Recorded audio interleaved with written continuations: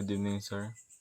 This is my topic report about intact buoyancy and ship stability affected when birds. What is intact buoyancy? Intact buoyancy is based on Archimedes' principle, which states the on object immersed in a fluid experience an upward buoyancy force equal to weight of the fluid displaced. Think of like a bottom shift fluid because weight of the water is displaced is equal to its own weight.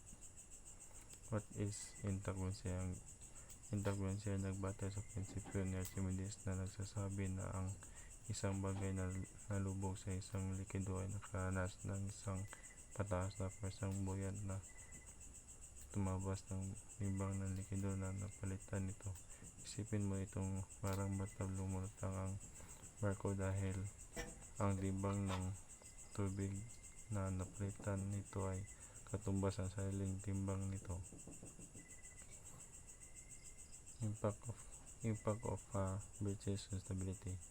When the bridges occur, what it does not hull significantly impact the ship's stability.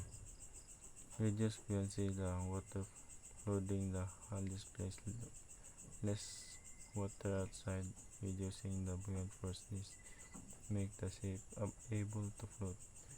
Ship center gravity and added weight of water inside the hull ship. The ship center of gravity downward and potentially toward the side of the bridge. Unstable equilibrium. If the CJ shift too far, it can move above the center of buoyancy CB load, leading to a tipping point where the shipping is no longer in stable equilibrium and could capsize. Impact of stability on kapag nasira ang katawan ng barko, pumapasok ang tubig na lubhang nakakapekto sa katatagan nito. Nabawasan ng buoyancy ang tubig na pumapasok sa katawan ng barko ay nakakapalit ng mas kaunting tubig sa labas na binabawasan ng pwersang buoyant.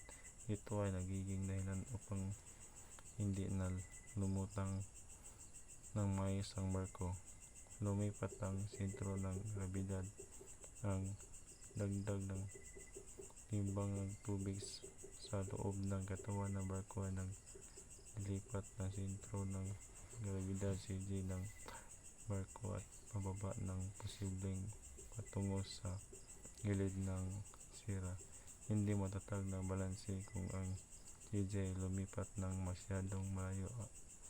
Maaari ito pumupunta sa itaas ng sentro ay buoyant si CB na humahantong sa isang punto kung saan ang barko ay hindi nasa matatag na balanse at maaari itong tumaob. Consequence of stability. Tilting and rolling. The ship may start to tilt and roll, making it difficult to control and increase the risk of capsizing. Loading and sinking. As the ship loses buoyancy, more water flows in, potentially leading to the ship sinking. Danger to crew and passengers. Loss of stability creates a hazardous situation for everyone on board, increasing the risk of injuries and potentially loss of life. Consequence of low stability. Pagkiling at pag-ikot. Maaaring magsimula ikiling at umikot ang barko na nagpapahirap sa pagkontrol nito at pagpapataas ng panganib ng pagtaob, pagbaha at lubog habang nawala ang buoyancy ng barko. Maraming tubig ang pumapasok na posibleng magdulot ng paglubog nito. Panganib sa mga tauhan pasahero. Ang pagkawala ng katatag ay lumilikha ng isang panganib na sitwasyon para sa lahat ng nasa barko, na nagpataas ng panganib ng mga pinsala at posibleng pagkamatay. Mitigation and damage control. Ship and equipped with the damage control system to address breaching and restore stability.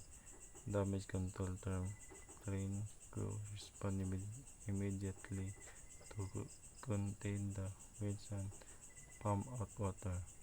Sailing technique terms utilize various methods to lag the branch and prevent further floating.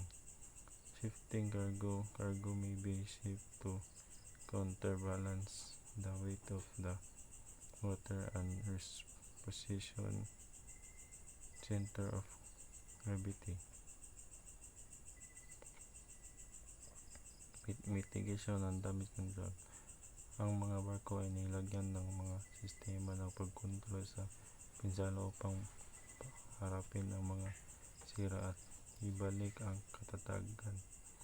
Mga grupo na pagkontrol sa tauhan ay agad na tumutugon upang pigilan ang sira at magbomba ng tubig.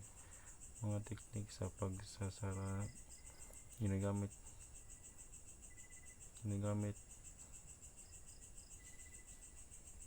ito ay iwasan ng karagdagang shifting cargo sa gitna ng kaguluhan. Isa sa mga estratehiya ginagamit ng tauhan para ibalanse ng barko ay ang paglipat ng kargamento para laro ng timbangan. Kailangan nilang ilipat ang mga mabibigat na bagay para ma-counterbalance ang bigat ng tubig sa nakapasok sa barko. Conclusion. Understanding impact buoyancy and its impact on ship stability in a bridge scenario is crucial for maritime safety. While bridges are the serious net, effective damage control measuring improve